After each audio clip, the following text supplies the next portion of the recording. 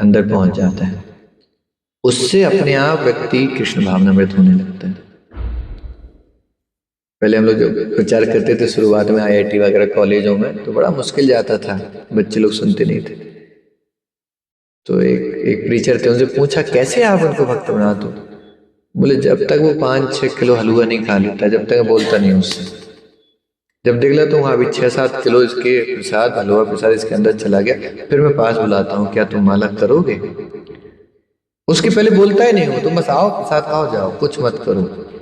6-7 kilo प्रसाद अंदर जाने पर उसके बाद आप माला की बोलोगे, तुरंत ले लेगा वो व्यक्ति। ये बहुत बड़ा सीक्रेट है प्रचार का, आप लोग समझिए इस बात को।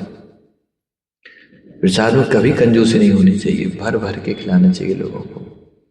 मत सोचो कि भंडारा चल रहा है सोरई में और चलते नहीं, ये हमारा भंडारा नहीं है कि भाई जिनको जरूरत है, जो बेचारे सड़कों पे नहीं, जो महलों में है उनको खिलाओ।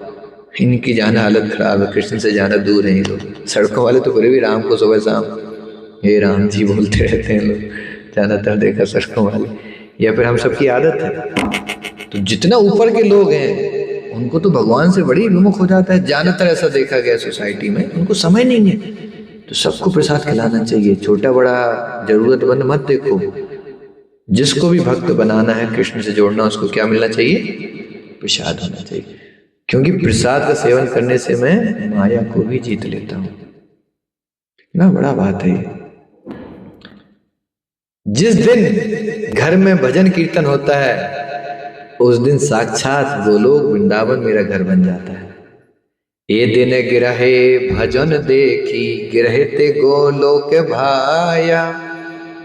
भक्ति विनोद ठाकुर ने भजन लिखा है, जब ऑफिस से वापस आते थे मजिस्ट्रेट की ड्यूटी से, 10 बच्चे थे इनके, तो देखते थे कि सब बच्चे बैठे हैं, कोई करताल बजा रहा है, कोई माता जी गा रही हैं, तो जैसे देखते थे तो उन्हें क्या लगता था, ये घर क्या है? गोलोक है, यही गोलोक वृंदावन है, कहीं जाने की जरूरत।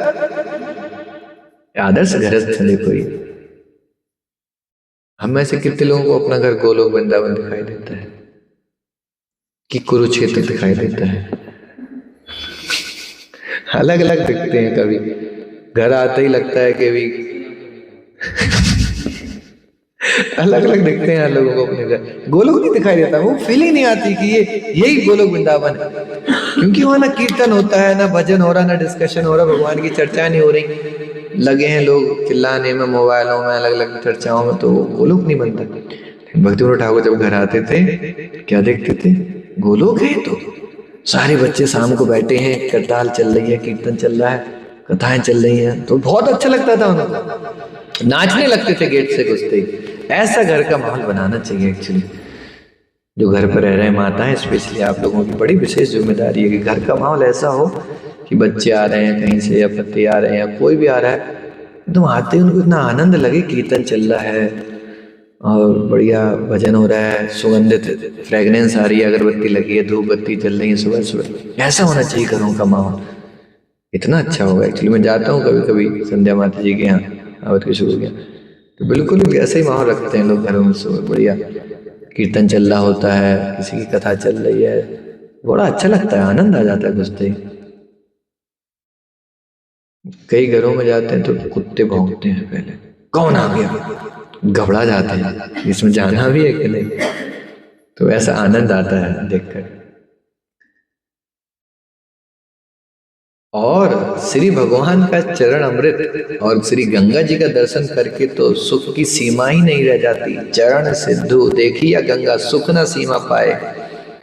जब भी गंगा जी माता का दर्शन होता है या भगवान के चरण कमलों का दर्शन होता है, तो फिर तो सुख की सीमा ही नहीं रहती, इतना आनंद से हृदय भर जाता है।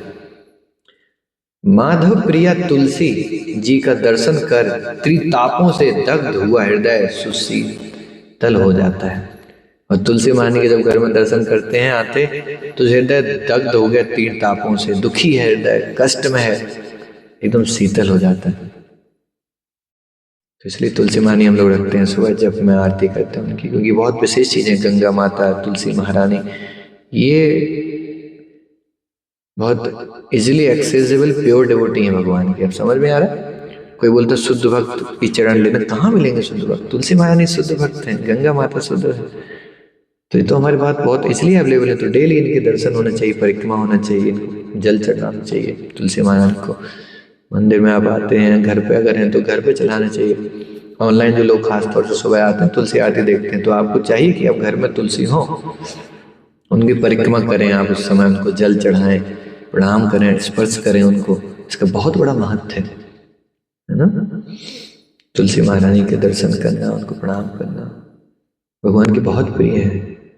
तुलसी कृष्णा प्रियासी नमो नमः, बहुत प्रिय है ये। जे तुम्हारो शरण लोए तारा वांछा पूरा हो। इच्छा सारी पूरी जाती। कौन सी इच्छा है? कृपा कौरी करे तारे वृंदावन वा, आपकी कृपा से वृंदावन वास मिल सकता है। मोरा यही अभिलाष विलास कुंज दियो वास। इच्छा क्या है हमारी कि आप विलास में, विलास कुंज जहाँ राधा कृष्ण भगवान जिस गली से निकलते हैं सुबह सुबह विलास कुंज में, वहाँ हमारे एक फ्लैट है 2 BHK एटलीस्ट कुछ तो, जहाँ निकले तो हम रोज सुबह देख सके हाँ ये जा रहा है चराने विलास कुंज में। नयन हरि वो सदा जुगल रूप राशि, और आंखों में हमेशा मेरे राधा कृष्ण की मूर्ति विद्यमान रहे, उनके दर्शन होते रहे।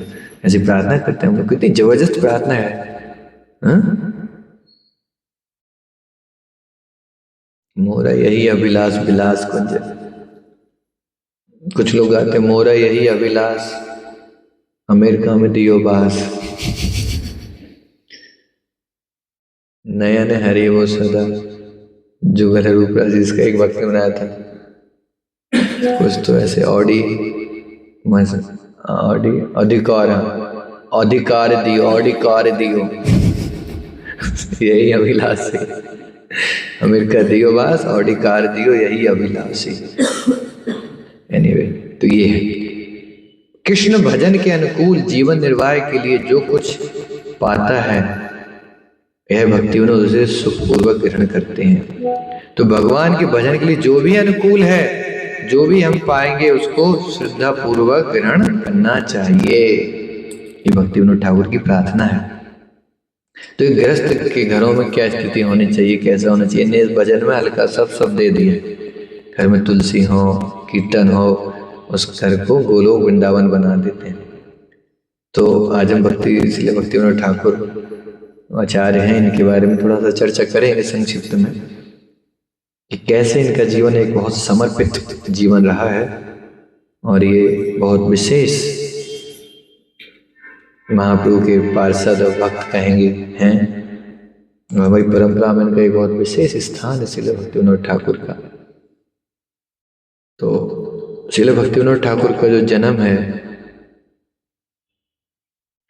ये 1838 में इनका जन्म हुआ था। मतलब आज के लगभग कितने साल पहले, 200 लगभग होने वाला है, 250 के आसपास। तो वहाँ इनका जन्म हुआ था। और इनका बचपन का नाम था केदारनाथ दत्त।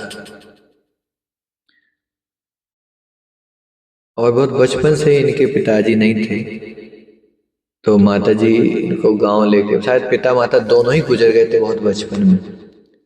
तो मामा ने इनको पाला था। तो मामा के यहाँ ही पले बड़े हुए। गांव में ले गए थे वो, चूंकि गांव में रहते थे, लेकिन उन्हें देखा कि इनकी पढ़ने में बहुत रुचि थी, बहुत होशियार थे। भक्ति सिद्धांत महाराज के पिताजी हैं तो होशियार तो होंगे। तो बहुत पढ़ने में विशेष रुचि थी इनकी। तो इनको शहर भेज दिया पढ़ने के लिए। और बहुत कम समय में ये, उस समय टीचर, पहली जॉब शायद इनकी टीचर की थी, मुझे एग्जैक्ट याद नहीं आ रहा। और उसके बाद कई सारी ने अलग अलग जॉब की। और एक सही समय आने पर इनने भगवती देवी करके एक माता थी, उनसे विवाह किया और डिस्ट्रिक्ट मजिस्ट्रेट ब्रिटिश गवर्नमेंट के ये बने, जो उस समय बहुत बड़ी पोस्ट हुआ करती थी। ब्रिटिश गवर्नमेंट में मजिस्ट्रेट की पोस्ट, मतलब भारत में बहुत कम ही ऐसे लोग थे जो इस स्तर पे थे इंडियन, क्योंकि ब्रिटिश शासन था उस समय।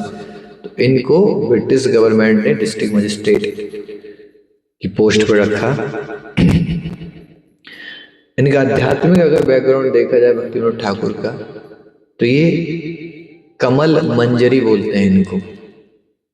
आपको पता होगा ये अपने जितने भी गोस्वामी गणेश आचार्य ये सब मंजरी हैं। तो राधा रानी की दो प्रमुख सखियां हैं, कौन सी हैं?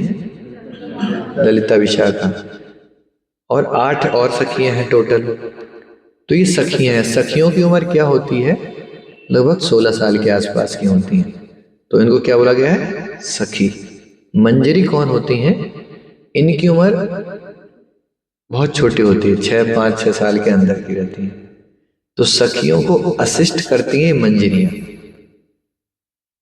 स्पिरिचुअल वर्ल्ड में। जब राधा कृष्ण की कोई लीला चलती हैं तो उसमें कोई पुरुष अलाउ नहीं रहता है, तो अष्ट सखी होती हैं और मंजरी ये असिस्ट करती हैं, कुछ देना और कुछ करना। कौन करती हैं? मंजरी। तो ये 6 के 6 जो गोस्वामी हैं हमारे, ये भी मंजरी हैं।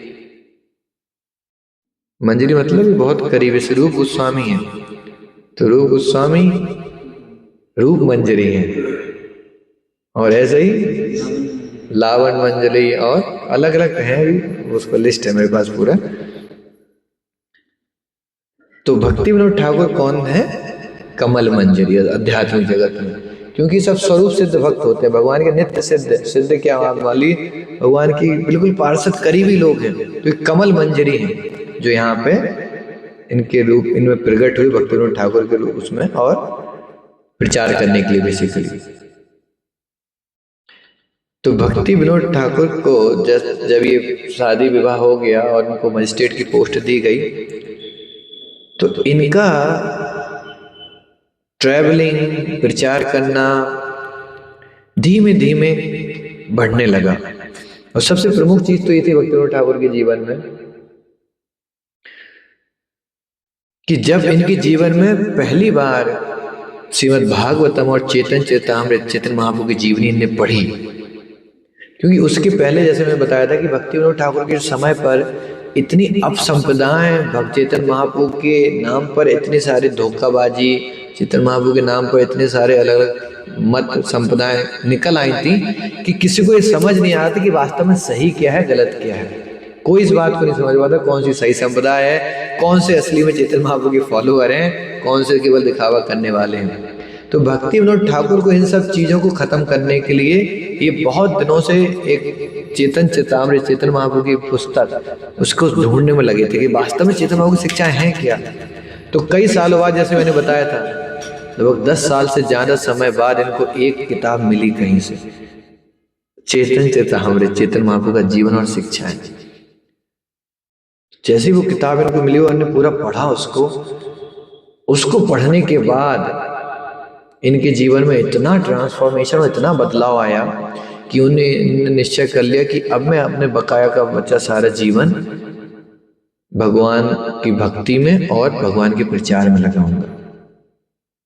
जैसे हमारे पंकज जी, नाम है ना, पंकज जी आज सुबह बोल रहे थे कि बहुत समय बर्बाद हो गया, अब पता चला है अब पूरा जीवन में भगवान की सेवा में लगाना चाहता हूँ, बस अब किसी की नहीं सुनूंगा मैं, दुनिया की कोई ताकत मुझे नहीं रोक पाएगी। ताली बजाइए भाई। नहीं अभी शुरू एक से पहले सांस तो लेने दो उनको ही। तो इन्हें जैसे सुबह बोला कि पूजी आप दुनिया की कोई भी ताकत नहीं रोकेगी, आप बताओ मुझे कब क्या करना है, कुछ नहीं। बड़ा अच्छा कॉन्फिडेंस लगा मुझे, बोला बहुत समय दे दिया इन लोगों को, फालतू लोगों को समय बर्बाद कर दिया हमारे इन लोगों ने। ऐसे ही भक्ति विनोद ठाकुर ने जब पढ़ा तो निश्चय कर लिया दुनिया की कोई भी ताकत मुझे भगवान से जोड़ने हुए नहीं रोक सकती प्रचार में। लेकिन उस समय थे कौन, ही मजिस्ट्रेट थे, डिस्ट्रिक्ट मजिस्ट्रेट, बड़ी ड्यूटी है, वो भी इंग्लिश गवर्नमेंट की, ब्रिटिश गवर्नमेंट की। तो गवर्नमेंट को इन्हें रिजाइन लिख दिया तुरंत। समझ में क्या करना है, पहली चीज रिजाइन देना पड़ेगा आपको, बिना उसके हो नहीं पाएगा अगर आप इतना समर्पित होना चाहते हैं, क्योंकि वो बहुत जिम्मेदारी है, बहुत समय खींच ले जाता है। तो गवर्नमेंट ने तो मना कर दिया, नहीं नहीं सर आप ऐसा मत करिए, क्यों छोड़ रहे हैं, दिक्कत बताइए क्या समस्या है। तो इन्हें बताया कि भाई बहुत हो गया आपकी सेवा, समाज की सेवा, अब हमें अपनी और भगवान से संबंध को जोड़ना है और हमें प्रचार करना है, लोगों को मदद करनी है भगवान से जुड़ने के लिए। अपनी परंपरा में प्रचार का तो भाव बहुत प्रोमिनेंट शुरू से रहा है, हर व्यक्ति के, हर आचार्यों के अंदर ही भाव रहा है कि मुझे अपने साथ और लोगों की मदद करनी है। हमारे खानदान ही हुई है एक्चुअली शुरुआत से। अब देखे आओ चेतन महाप्रभु से ही प्रचार, सबका कल्याण, जन समाज सेवा। तो और वो हम लोगों में भी आप देखो नीचे तक आ रहा है। आज कोई भी इस्कॉन में जुड़ता है 2-4-10 ही दिन होते हैं, वो पड़ोसी को पकड़ने लगता है, चलो चलो क्योंकि वो है नेचर है प्रचार का, अपने मिशन का ऐसा स्वभाव है।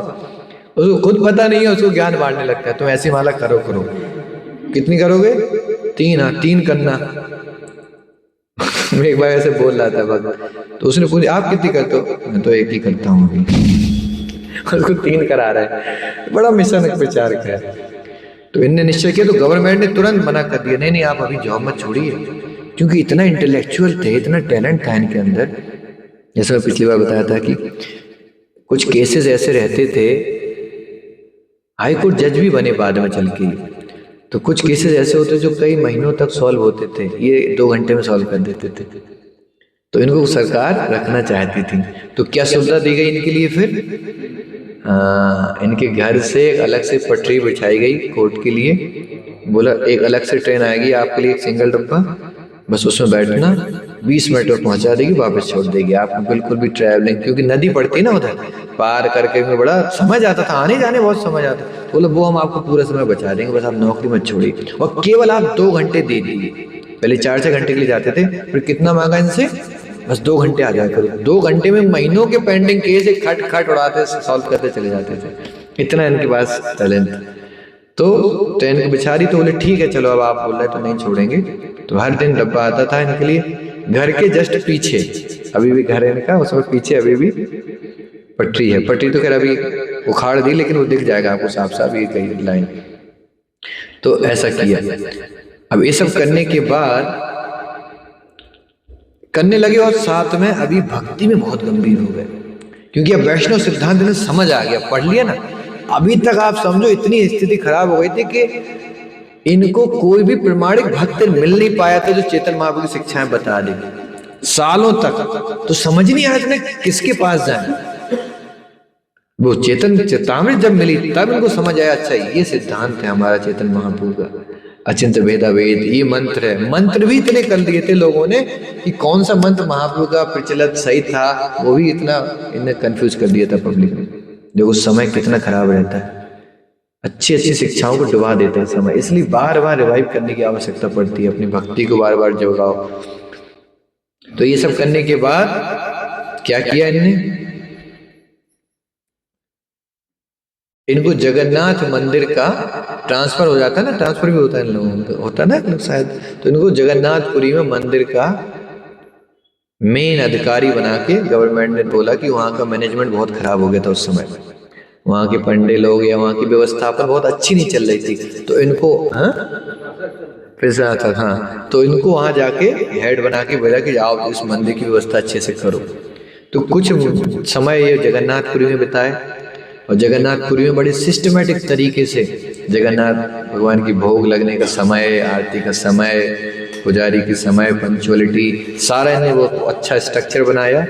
और वहीं पे जगन्नाथ मंदिर में रहते रहते इन्हें प्रार्थना की थी कि एक भगवान का दूत आना चाहिए, ऐसा कृपा करिए मेरा बेटा बन के आए जिससे कि वो प्रचार कर सके, क्योंकि बहुत बड़ा मिशन दिख रहा था इनको और ये वृद्ध होते चले जा रहे थे। तो वहीं पे विमल देवी का मंदिर था, जगन्नाथ के अंदर है, वहां इनने प्रार्थना की थी कि आप कृपा करके एक भगवान विष्णु की शक्ति के रूप में कोई भक्त भेजिए जो मुझे मदद करे। सोचो कोई था नहीं उस समय मदद करने के लिए, एक ही अकेले वैष्णव थे, बताया सब कंफ्यूजन में क्या चल रहा है। तो इनको भगवान से प्रार्थना करनी पड़ी। फिर 11वें सन के रूप में भक्ति सिद्धांत महाराज विमला प्रसाद उनका जन्म हुआ। तो भक्ति विनोद ठाकुर जगन्नाथ मंदिर में कुछ समय सेवा किए, फिर वहां से भी इनका ट्रांसफर हो गया। इनकी मुख्य जो सेवा रही है वो अपसंप्रदायों को खत्म करना रहा है।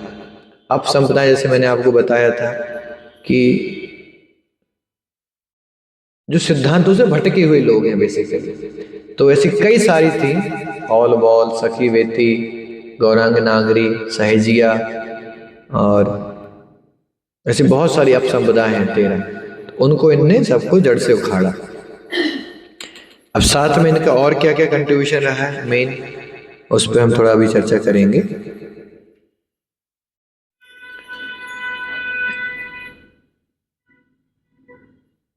1896 में इन्होंने बहुत सुंदर किताब लिखी है, the life and precept of Shri Chaitanya महाप्रभु।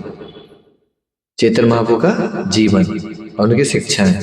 और इस किताब को इनने बाहर की विदेशों की यूनिवर्सिटियों में भेज के लाइब्रेरी में रखवाया, जिससे कि चेतन महाप्रभु के जीवन की शिक्षाओं को पूरी दुनिया जाने। तो उसी समय का इनका विजन था कि महाप्रभु की जो शिक्षाएं वो कहाँ जानी चाहिए, विदेशों में जानी चाहिए। अभी तक विदेशों का कोई था ही नहीं, अभी कृपाल जी भी नहीं थे, भक्ति सिद्धांत महाराज भी, लेकिन इनने क्या किया, ये लाइफ परसेप्ट लिखी वो। और सौभाग्यवश आप देखो 1896 में किनका जन्म हुआ, स्वामी प्रभुपाद जी का। उसी समय ने पुस्तक विदेश भेजी और उसी समय स्वामी प्रभुपाद जी प्रकट हुए धरधाम पे। हालांकि मिले नहीं थे, लेकिन इनका जन्म हुआ। तो ये भी कोइंसिडेंट बोल सकते हैं कि महाप्रभु के अवधूत आके कि ठीक है आप चिंता मत करो, मैं आपकी जो इच्छा है उसको पूरा करूंगा। तो वहां विदेश भेज दिया और घोषणा की इन्होंने। एक बार क्या देखा, इन्हें अपनी छत पे थे, ये छत पे के कमरे में थे, तो खिड़की से अचानक से क्या देख रहे हैं ये, कि बहुत विशाल मंदिर उदय हो रहा है नवद्वीप में। और पूरे विश्व से American, Russian, Chinese, Japanese, Europeans आके वहां बड़ी बड़ी कीर्तन पार्टी लाके चेतन महाप्रभु के हरिनाम संकीर्तन में नृत्य कर रहे हैं। ये सारा सीन इन्हें देखा, मतलब एक विजन हुआ इनको इसी समय। तो इन्हें घोषणा कर दी कि बहुत जल्दी ही महाप्रभु के मिशन को फैलाने के लिए एक विशेष भक्त तो आएंगे ही आएंगे, लेकिन इस नवद्वीप मायापुर में पूरे विश्व से लोग आके तिलक लगाएंगे, कंठी लगाएंगे, वीड बैग रखेंगे और कीर्तन करते हुए मंडलियां निकालेंगे इस नवद्वीप मायापुर में। उस समय कोई भी विदेश प्रचार नहीं चल रहा था, लेकिन चूंकि इनको एक विजन हुआ और इस विजन से इनको इतना विश्वास था कि जरूर महाप्रभु की ऐसी कुछ तो इच्छा है और एक अद्भुत मंदिर यहाँ बनेगा, ये इन्हीं ने घोषणा करी थी कि एक बहुत सुंदर अद्भुत मंदिर बनेगा यहाँ और हजारों विदेश के भक्त आके यहाँ कीर्तन करेंगे, नाचेंगे। तो एक अद्भुत मंदिर हईले प्रकाश, ऐसा इन्हें लिखा है। तो वास्तव में वही अद्भुत मंदिर जो है वो कौन सा है अभी, चंद्रोदय TOBP मंदिर जो बन रहा है, वो भक्ति विनोद ठाकुर का विजन में पहले ही इनको समझ आ गया था कि यहाँ एक अद्भुत मंदिर प्रकाश होने वाला है। और इन्हें क्या घोषणा की थी कि इस मंदिर के उद्घाटन के बाद पूरे विश्व में चेतन महाप्रभु के मिशन की संकीर्तन की बाढ़ आएगी। बाढ़ मतलब लोग बह जाएंगे, ना चाहते हुए भी माला करेंगे, ना चाहते हुए भी कीर्तन में नाचेंगे। बाढ़ मतलब क्या होता है, ना चाहते हुए हम चले जाते हैं उसमें बहकर। तो बोले उसके उद्घाटन के बाद पूरे विश्व में क्या आएगी, बाढ़ आएगी। उस बाढ़ में हजारों भक्त सब कुछ बह जाएंगे। तो ये भक्ति विनोद ठाकुर की घोषणा थी उस समय। और कहीं ना कहीं ये बात आके स्वामी शिला प्रभुपाद जी ने आज पूरे विश्व में करी दी। और अभी भी आपको जान के हैरानी होगी, जो TOBP का मंदिर है ना, ये कोई ऐसे मंदिर नहीं है कि यहाँ मंदिर तो बनते रहते उद्घाटन होगा। अभी 1 महीने के अंदर 15 दिन में मायापुर में 2 भक्त थे, तो वो दर्शन करके आ रहे थे मायापुर के एक जगह के। तो दर्शन के बाद जब वो घर पे आए तो सोए वो भक्त। इस सही घटना अभी 15 दिन पहले की हम लोगों को अभी आया, न्यूज आया इसमें। तो वो घर पे सो रहे थे, तो उनको अचानक से सपने में एक लाल कलर की स्त्री आई। कलर मतलब साड़ी लाल थी, बिंदी लाल थी, सब लाल था जो भी माताएं लोग लगाती हैं। तो उनने इनको बोला कि तुम मुझे निकालो वहां से, मैं वहां पड़ी हूं और मेरी स्थापना पूजा चालू करो। तो जब इनको ये विजन आया तो बेचारे सिंपल भक्त थे, मतलब ये लोग मायापुर के, इनका नाम भी है सब हमारे पास, इसमें न्यूज आया था ये। तो ये बड़े हैरान हो गए, तो नहीं होगा कि नहीं होगा मेरे पास। तो ये बड़े हैरान हो गए बेसिकली, और वापस गए उधर ही जिस जगह से आए थे। तो जब ये भक्त वहां जा रहे थे वापस, तो अचानक से क्या हुआ, अब ढूंढने लगे। पहले तो घबरा गए कि हो सकता है कोई भूत प्रेत तो नहीं है, एक लाल लाल पूरा है मामला, और ऐसे बोल रही है। लेकिन इच्छा हुई कि चलो जाके देख लेते हैं। तो दो भक्त गए, तो जा रहे थे ये ढूंढने उस जगह पे, तो अचानक से देखा एक घनी झाड़ियां थी, तो झाड़ी में जाके जाने लगे। और झाड़ी में जैसे ही घुसे तो इतने जोर से इनके पैरों में भारीपन हुआ कि ये जाके फिसल गए, मतलब गिर गए, झाड़ी चल नहीं पाए। और जैसे गिरे तो एक गड्ढे में जाके गिरे, जहां बिल्कुल अंधेरा था, कोई रोशनी नहीं आ सकती थी, ऐसा झाड़ियों के बीच में। और हाथ इनका सीधा उस पर पड़ा, एक लोहे का बॉक्स बड़ा था, उस पर इनका हाथ पड़ा। तो इसी हाथ पड़ा, उन्होंने तो देखा तो बड़ा सा बॉक्स है। फिर बॉक्स को इनने पकड़ के खींचा, तो एक बहुत सुंदर बॉक्स निकला, उसकी फोटो सब बॉक्स की फोटो है। और जब इन्हें बॉक्स खोला तो उस बॉक्स में इनको दो विग्रह प्राप्त हुए। एक स्त्री का विग्रह है जो हाथ पे तोता बैठाए हुए है, और सुंदर स्त्री है, छोटी सी विग्रह एकदम। और एक गोपाल जी का विग्रह है जो एक पैर पर खड़े हैं। टीवी लगी नहीं, मैं आपको दिखाया था, मेरे पास फोटो है इन दोनों की। और इतने पुराने विग्रह हैं कि पूरा जंग से एकदम सराबोर हो रखे हैं, बॉक्स भी पूरा जंग से लगा रखा है। तो जैसे ही ने देखा तो वो देवी को देख के डर गए, क्योंकि वो रूप ही ऐसा था। हम भी देखे फोटो तो हम भी डर गए, हमने कहा ये कौन है। फिर हमारे मायापुर मंदिर के जन्यवास प्रभु हैं, आप लोगों ने सुना होगा उनके बारे में। जन्यवास प्रभु हैं, भगवान के बहुत शुद्ध भक्त हैं। उनको बुलाया, प्रभु जी आप आइए, देखो क्या हुआ है। तो जैसे ही उन्होंने वो विग्रह देखा तो उन्हें तुरंत बोला, अरे ये तो वो हैं, पौड़ देवी करके उनका नाम है कुछ। एक मिनट, किस ग्रुप पे है, मैं तो चला गया सब, मेरे व्हाट्सएप पे भी अपडेट हुआ है। तो ऐसे पौड़ देवी करके नाम था या गौड़ देवी करके। बोला अरे ये तो इस एरिया की नब्दी मायापुर की मालकिन है, ऑनर है, इसी का मायापुर है। माया देवी है बेसिकली, वो पार्वती का एक रूप है, उनका नाम है पौड़, ऐसे कुछ तो है, भी मैं भेज दूंगा देख के। बोले ये तो वो है। और बोलो ये कैसे मिली, तो उन्हें पूरी कहानी बताई कि मुझे बेजे सपना आया कि आप उधर आओ, मैं आया तो गिर गया, बेहोश होके पड़ा, तो हाथ उस पर पड़ा तो बॉक्स निकला। तब जन्मवास प्रभु बताया, अरे आपको पता नहीं, भक्ति विनोद ठाकुर इनके बारे में लिख के गए कि जब मायापुर में ये प्रकट हो जाएंगी उस समय समझ लेना कि अब महाप्रभु का मिशन जोरों से चलेगा। तो ये किसने लिखा था, भक्ति विनोद ठाकुर। उस समय ये गायब हो गई थी वहां से, मायापुर से इनकी विग्रह थी उस समय, लेकिन उस समय गायब हो गई थी, इनने बहुत ढूंढा, मिली नहीं। तो 1836 से अभी 1925 दिसंबर में वो प्रकट हुई है, मतलब 200 साल बाद। और भक्ति विनोद ठाकुर ने लगा था जब भी मायापुर प्रकट हो जाएगी तो समझ लेना अब मायापुर फिर से चेतन महाप्रभु की तरह खिल खिल के वो नगरी बनने वाली है, जैसे महाप्रभु के समय पर थी। पूरा हर घर में कीर्तन होने वाला है और भयंकर मिशन फैलने वाला है। तो उनने जन्यवास प्रभु ने यही घोषणा की कि अब ये आ गई हैं और अगले साल इसका उद्घाटन है। अब समझे कैसा कॉम्बिनेशन बनता है ऊपर से। तो ये पौड़ देवी करके प्रकट हो चुकी हैं ऑलरेडी, अब ये मायापुर की मालकिन, मतलब इनका ही है वो पूरी जगह। तो बोले इनका मंदिर बनेगा तुरंत, हम लोग मंदिर बनाएंगे और इनकी पूजा चालू करेंगे, क्योंकि भक्ति विनोद ठाकुर इनके बारे में लिख के गए थे कि ये मायापुर की मालकिन है, ये आएंगी तब ये महाप्रभु का मिशन पूरे में फैलेगा और बाढ़ आएगी मायापुर में कीर्तन की, संकीर्तन की। तो ये अभी प्रकट हुई 15 दिन पहले। फोटो की टीवी नहीं, मैं ग्रुप पे भेजूंगा, अभी देखना।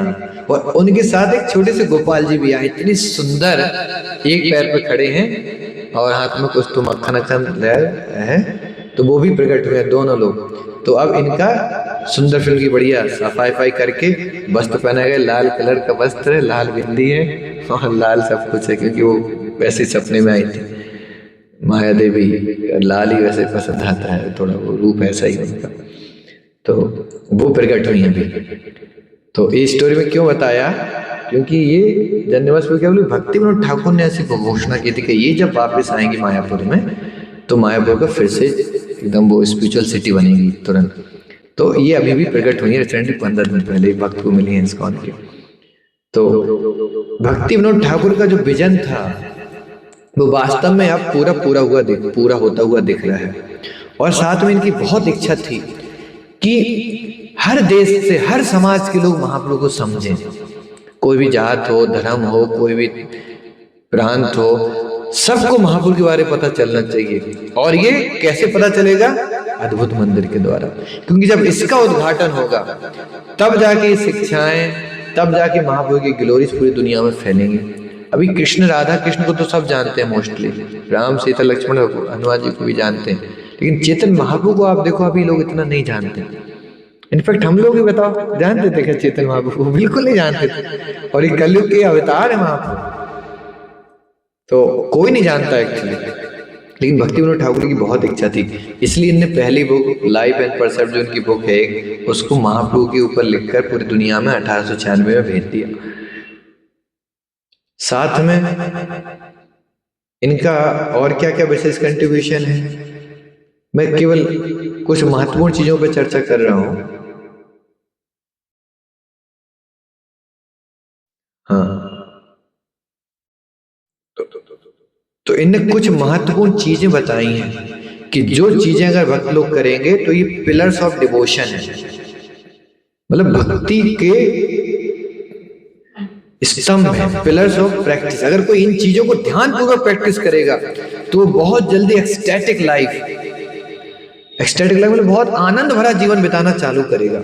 उन पे हम लोग चर्चा करते हैं। 4-5 चीजें इन्हें बताई हैं जिनको हमें बहुत ध्यान से भक्ति के अंदर करना चाहिए पालन। तो पहली चीज इन्हें क्या बताई है? होली डेज, तिथियां, आध्यात्मिक तिथियां होती हैं वो। पहली चीज क्या बोली इनने? आध्यात्मिक तिथि, जैसे एकादशी है, जन्माष्टमी है, रामनवमी है, जो भी विशेष भगवान से संबंधित है, उनके जन्म से, उनकी लीलाओं से, इन तिथियों को बहुत विशेष रूप से पालन करना चाहिए। भक्ति विनोद ठाकुर का बहुत फोकस था इस पर, जिससे आप अगर अपने भक्ति को एक्सटैटिक भक्ति बनाना चाहते हैं, आनंद भरा जीवन बनाना चाहते हैं आध्यात्मिक जीवन में, तो पहली चीज क्या रखो? तिथियों का ध्यान रखो। क्या करना चाहिए इसमें? मिनिमाइज मटेरियल एक्टिविटी, भौतिक चीजों को कम करिए, और maximize hearing chanting about Krishna, और जाना जाना कृष्ण के बारे में सुनना, कीर्तन करना, इसको बढ़ाइए। और ये तिथि कैसी है? मदर ऑफ डिवोशन, भक्ति जननी है, भक्ति की माता है, एकादशी है। तो इन तिथियों में क्या करना है? मिनिमाइज, भौतिक चीजों को कम करो, भौतिक कार्यक्रम, नौकरी उस दिन थोड़ा कम करो, और आध्यात्मिक संग बढ़ाओ, भक्तों के साथ बैठो, कीर्तन करो, सुनो, चैंटिंग करो। पहला चीज ये बताया, ठीक है। दूसरा इन्हें क्या बताया? होली प्लेसेस, जो धाम है, स्पेशली वृंदावन, मायापुर, ये जो विशेष धाम है,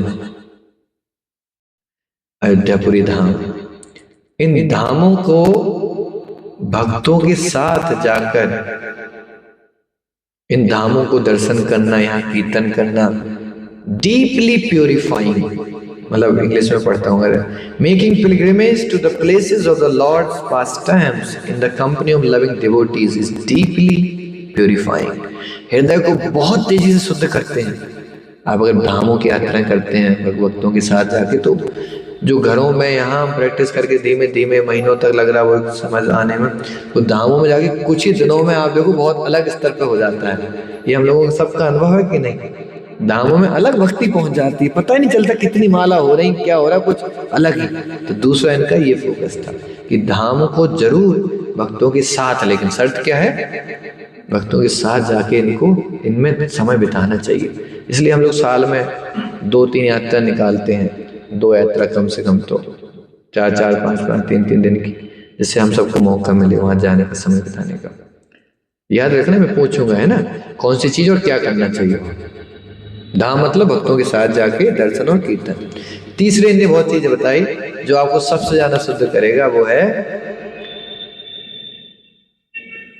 कीर्तन, संकीर्तन। साथ में आके भक्तों के साथ में आके क्या करना चाहिए? कीर्तन, कांग्रेगेशन कीर्तन। The sound of mridanga drum and करताल इज डिवाइन। करताल का जो है ना, शंबल्स बोलते, शंबल्स, ये बहुत शुद्ध करता है। अगर आप कोई ध्यान से इसमें कीर्तन में बैठे आप, कितना अच्छा रहता है एक्चुअली। आप देखो, अगर बस बजाने वाले अच्छे हों मृदंग मृदंग तो बहुत सुंदर जाता है, और एक पीटने वाले हैं तब तो बड़ा दिक्कत हो जाएगी। देखो आप,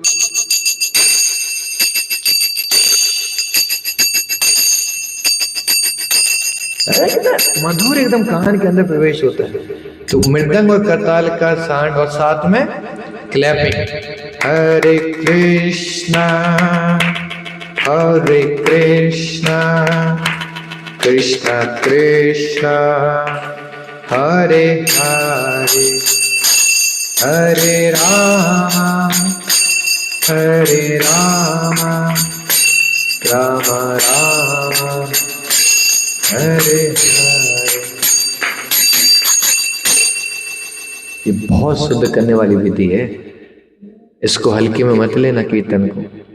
जनरली हम लोग के बचपन से ढोल बजा के अचरी मछरी गाते रहे, इधर उधर जगराता है माता रानी का, तो हम लगता है ये भी वैसा ही कीर्तन है। ये बहुत अंतर है। मृदंग का कीर्तन, भक्तों के साथ बैठ के कीर्तन करना ध्यान से, इतना शुद्ध करने वाली चीज है ये, इसका मतलब कोई जवाब ही नहीं कीर्तन का। कहीं ना कहीं देखो, हम सबका भी हृदय कीर्तन से खिंचा चला था। अगर आप ध्यानपूर्वक बैठ के बोल रहे हैं तो सो ही गए हैं कीर्तन में तो बात अलग है, लेकिन अगर आप ध्यान से बोल रहे हैं तो बहुत प्यूरिफाइंग है। ठीक है ना। ये इससे क्या होगा, बोल रहे हैं क्लैपिंग करने से birds of sinful activity will fly away. पाप पक्षी जो हमारे हृदय में बैठे हैं उड़ जाते हैं। कीर्तन हाथ बजाने से, ताली बजाते तो पाप पक्षी उड़ जाते हैं। मतलब जो हमारे पाप है ना बहुत जगह, वो सब खत्म हो जाते हैं केवल कीर्तन दान से, है ना। हाथों की रेखाएं बदल जाती हैं ताली बजाने से कीर्तन में। कुछ प्रारब्ध, कुछ गलत आने वाला हो, अच्छे से कीर्तन करो वो बदल जाएगा आपका। बहुत आवश्यक है ना, ये ने बोला है। इंस्ट्रूमेंट जो है ना मृदंग करताल, ये भगवान के संगी हैं। ये प्रकट हुए पृथ्वी पे धराधाम पर, क्यों? चैंटिंग में मदद करने के लिए, कीर्तन में मदद करने के लिए प्रकट होते हैं। बलराम जी का अवतार है, आपको पता है? मृदंग है, करताल बलराम जी का अवतार है। गिटार है कि नहीं पता नहीं, लेकिन मृदंग करताल ही बलराम जी का अवतार है ना। उसके बाद बताया तीन हो, कितने हो गए? हाँ, चौथा है अर्चन, देती वर्षिप, भगवान की वर्षिप करना विग्रहों की। The deity form of the Lord is not material, it is Krishna himself who appears by his own will to accept service. तो भगवान के जो विग्रह होते हैं उनकी सेवा ही कृष्ण स्वयं है। इनको पत्थर की मूर्ति नहीं मानना चाहिए। और ये खुद प्रकट होते हैं, किस लिए होते हैं?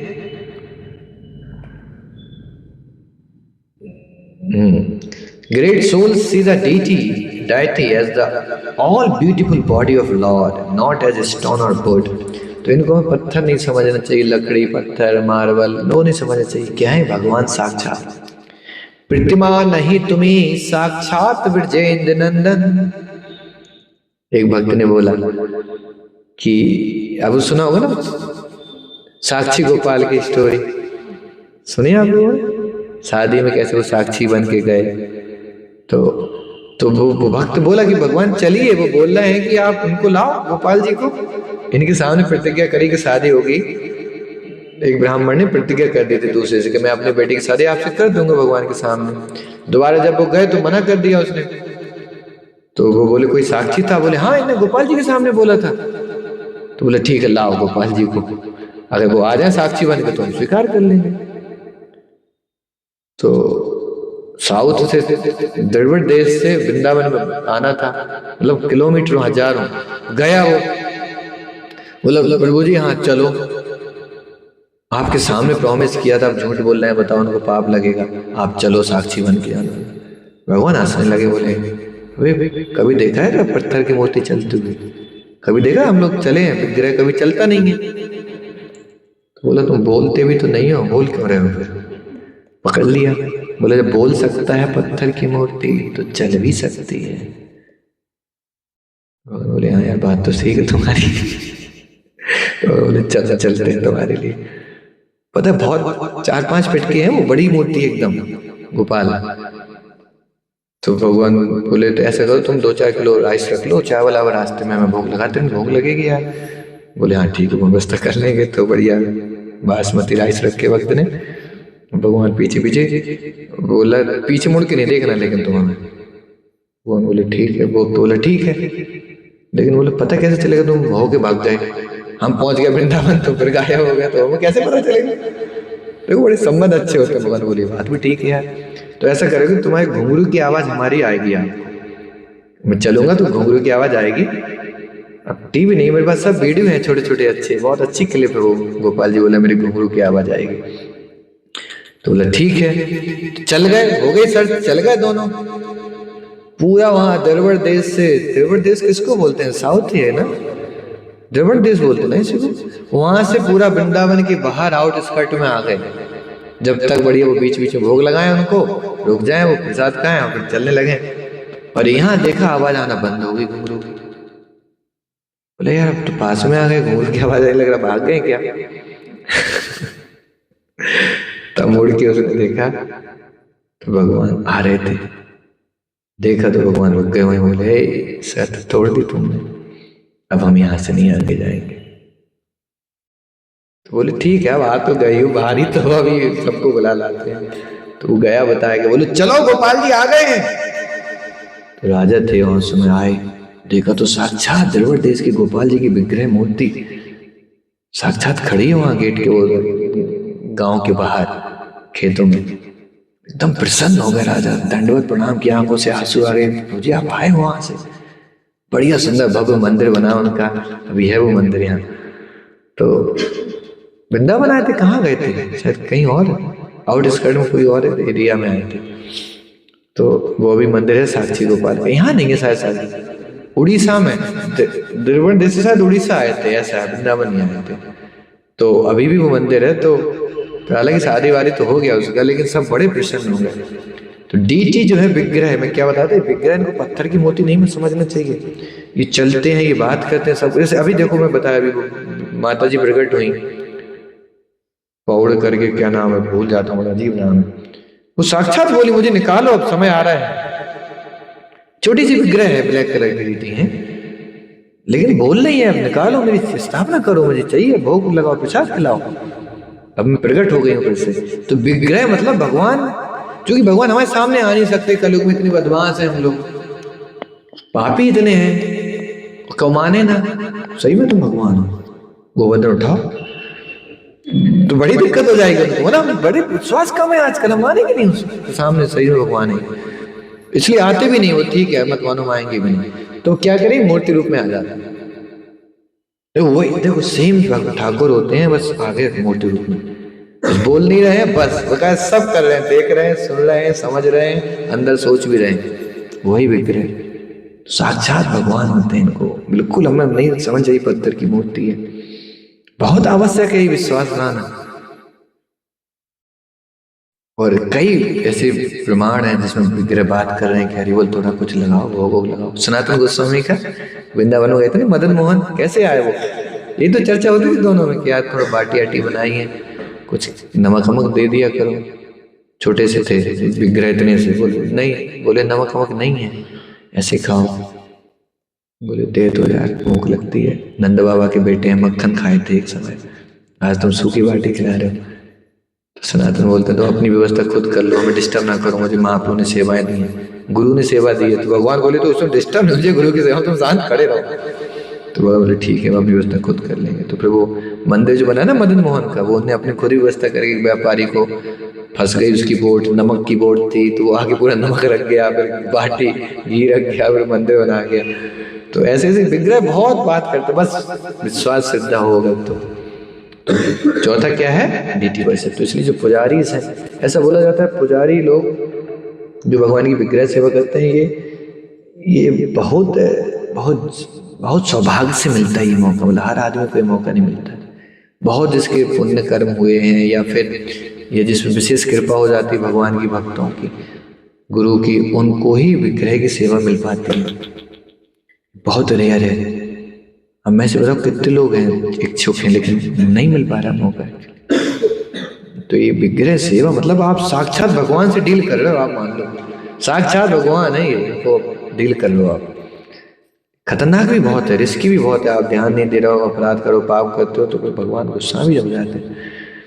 लेकिन बहुत पुण्य है। पुजारी सीधे भगवान के धाम जाते हैं, इनको दोबारा जन्म नहीं लेना पड़ता। बकाया साधक है, इनको हम लोगों को अगला जन्म कहाँ मिलता है? साधकों को पता है ना आप कहाँ मिलता है? वृंदावन में, यही वृंदावन में मिलेगा।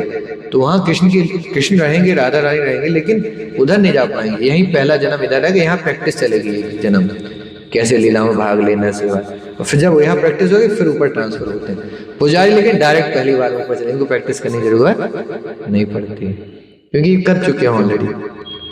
पांचवा क्या बताया, कोई बता सकता है? पांचवा पावरफुल चीज देखो, कीर्तन हो गया, डीटी वर्शिप हो गई, प्लेस होली प्लेस थी, अब क्या बचा? वो कीर्तन में ही आ गया बेसिकली, कीर्तन। ठीक है, श्रवण भी लगभग कीर्तन में श्रवण इंक्लूड रहता है। श्रवणम कीर्तन वो साथ ही रहता है, बोल के सुनना भी है। अभी कोई बता रहा था प्रसाद, जो हम चर्चा किए थे। हाँ, प्रसाद। The Lord food remnant are His mercy and the sacred weapons. हथियार हैं ये, छुपे हुए अस्त्र हैं। बोला इसमें फॉर स्प्रेडिंग कृष्णा कॉन्शियसनेस। देखो ये बात चर्चा कर रहे थे हम, भक्ति फैलाने के लिए प्रसाद सबसे बड़ा हथियार है। It should not be seen as ordinary food. इसको ये मत देखो केवल खीर है तो भगवान, नहीं खीर नहीं है, प्रसाद है, ये विशेष है। Testing prasadam once is said to award more spiritual merit than 10,000 ritualistic sacrifices। एक बार प्रसाद खाने से 10,000 यज्ञ करने से ज्यादा फल मिल जाता है। 10,000 यज्ञ, एक बार प्रसाद खाओ, 10,000 यज्ञ करने से ज्यादा फल मिल जाता है। बहुत बहुत धन्यवाद लोगों को, आप लोगों का 300-400 लोगों को बड़े प्रसाद हम खिला रहे हैं लोग, बहुत बड़ा इसका लाभ है। आप देखो सबका जीवन सुधरेगा ही सुधरेगा, भले ही समय लग जाए, भले ही 10 साल 5, लेकिन आएंगे सब घूम करके भगवान की चरणों, जिन्हें प्रसाद खाया। मानते हो कि नहीं इस बात को? तो इसको पढ़िए। लेकिन प्रसाद वो प्रसाद होना चाहिए। प्रसाद मतलब क्या है? भक्तों के द्वारा बनाया हुआ, भक्तों के द्वारा चढ़ाया हुआ, भक्तों के द्वारा बांटा हुआ। आइडियल तो है भक्तों के द्वारा उगाया हुआ, सब्जियां भक्ति उसको उगाए, बट एटलीस्ट भक्त बनाए, भक्त उसको भोग लगाए, भक्त बांटे। नहीं तो कोई भी बनो के भगवान हर आदमी से नहीं स्वीकार करते हैं। आप जाके खा लो, क्यों खाएंगे भाई, तुम हो कौन? वो प्रसाद बनता है, उसकी विशेष पावर होती है। भक्ति बनाए, भक्ति चढ़ाए उसको, तभी वो प्रसाद कहला जाएगा।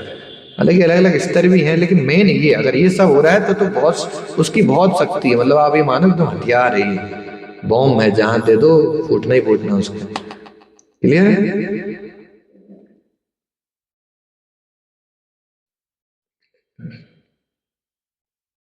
फिर क्या बोला इन्होंने?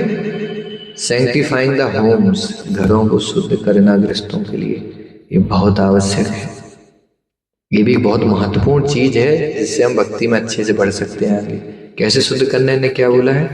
When family unites to worship Krishna, परिवार के सारे लोग प्रयास करें सुबह या शाम बैठ के थोड़ी देर साथ में कीर्तन करें, पुस्तक पढ़ें भगवान की, कुछ तो करें, उससे घर शुद्ध होने लगता है। अब समझ में आ रहा है? करना चाहिए। अगर घर को शुद्ध करना है, अकेले को शुद्ध करना तो आ जाओ मंदिर शांति से, यहाँ हो जाओगे, आप तो शुद्ध हो ही जाओगे। नहीं, अगर घर वाले शुद्ध है तो छोड़ो उनको, आप अपने आगे अपने शुद्ध होके चले जाओ। लेकिन आपको लग नहीं परिवार में सब हो तो फिर ही करना पड़ेगा। घर में बैठ के कीर्तन प्रसाद सब होना चाहिए। साधु लोग आए, बहुत इंपॉर्टेंट है। घरों में भक्तों को बुलाएं, रेगुलर कीर्तन कराएं, कथा सुने। बहुत गृहस्थों के घर में ही इनवाइट करना भक्तों को घर पे। तो इस संडे लव फीस जो हमने कभी किया था आरपी सिंह के यहाँ, तो मुझे एक चीज लगा कि एटलीस्ट ऐसे ही हम महीने या 2 महीने में बात करें अलग अलग भक्तों के घर जाके, तो इसी बहाने उन सबको मौका मिलेगा अपने घर पे भक्तों को बुलाने का। भले ही सबके खेत ना हो, अमरूद के पेड़ ना हो, बात ठीक है, कुछ तो होगा, जो भी होगा जहाँ आप शुद्ध करना, बुलाओ, छतों पर बैठा दो भक्तों को। दोपहरिया का समय है, 12 से 3-4, ठंडी आ ही रही, कोई बड़ी बात नहीं। बड़ी छत पे बैठाओ, बड़ी कीर्तन चलने दो, नाचे, छत पे कूदे आपके पत्थरों पे छत के, तो उनकी चरणों की धूली पड़ेगी पूरे में। और कीर्तन जब एक साथ कांग्रेशन जाएगा तो घर में जितना है उल्टा सीधा वाइब्रेशन, भूत प्रेत पिशाच निकट ना आवे, सब भाग जाएंगे इधर उधर। प्रारब्ध पाप कर्म सब खत्म हो जाते हैं। नहीं, आप अकेले लगे हो प्रयास में और इतने सारे पाप पर फैमिली मतलब बिग पाप, सबका यूनाइटेड पाप, कहां तक झेलोगे आप? इसलिए घर पे बुलाना चाहिए भक्तों को नियमित रूप से, उससे बहुत लोग शुद्ध हो जाते हैं जो कभी मंदिर नहीं आना चाह रहे हैं। अब घर पे कहाँ जाओगे भाग के, आप आ गए सब भक्त लोग, बैठो ही गए मजबूरी में, उनका भी जीवन सुधरता है ना। तो ये बहुत आवश्यक है, घर प्लान करना चाहिए गृहस्थों को, शुद्ध करें अपने घरों को, फार्म हाउसों को, दुकानों को, मकानों को, बढ़िया भक्तों के लिए बढ़िया प्रसाद बनाए, अच्छे से अच्छा जितना बेस्ट हो सके भगवान भक्तों को भोग लगाना चाहिए, भगवान को भोग लगा खिलाएं, अगर जूठन पाए घर में सबको खिलाएं, बहुत महत्वपूर्ण है एक्चुअली। भक्तिविनोद ठाकुर लिख रहे हैं इन चीजों को। अब अगर हम अवॉइड करते रहेंगे उसको तो भक्ति तो होगी लेकिन बहुत स्लो प्रोग्रेस आएगी। धाम नहीं जा रहे कभी, घर पे भक्तों का कीर्तन नहीं हो रहा, प्रसादम का सेवन नहीं करते हैं, मंदिर आते हैं तो छोड़ो हम नहीं लेंगे, समय नहीं है, प्रसाद भी छोड़ के चले जाते हैं। बहुत धीमे स्लो बढ़ोगे आप आगे, लेकिन बहुत स्लो हो जाएगा सब कुछ। आप खुद देखो, आप खुद लगेगा यार बहुत पीछे, दूर है अभी वृंदावन, समय बहुत है, यू विल फील इट। तो होगा एक्चुअली, आपको टेक केयर करना है चीजों का, मौका निकालना है ना। और गंगा जैसी नदियां हैं, तुलसी जैसे वृक्ष हैं, इनको विशेष सम्मान देके इनका आदर करना, इनको आम वृक्ष नहीं समझना, गंगा जल को आम जल नहीं समझना। तो ये 6 कितनी हो गई टोटल, 3 3 6 7 प्रसादम, फिर घर को शुद्ध करना, फिर गंगा जैसी नदियों को और सैक्रेड चीजों को सम्मान की तरह देखना, 7 हो गए टोटल। ये 7 चीजों से एक व्यक्ति का जीवन बहुत आध्यात्मिक और आनंद में एक परिवार किया जा सकता है। ये भक्तिविनोद ठाकुर का ऐसा इन्हें लिखा है, pillars, the pillars of practice and ecstatic daily life in detail analysis of one of his song. एक भजन में भक्तिविनोद ठाकुर ने लिखा है, बेसिकली यही भजन, शुद्ध भक्त चरण लेनु, यही तो भजन में 7 चीजों पर चर्चा की गई है ना। Ecstatic joy reverence for every aspect, तो किस तरीके इन तीर्थों का सम्मान करें वो भक्तिविनोद ठाकुर ने इस भजन में बताया है। और भक्तिविनोद ठाकुर की महान कंट्रीब्यूशन क्या है, भक्तिविनोद ठाकुर ने लगभग 100 से ज्यादा वैष्णव भजन लिखे हैं।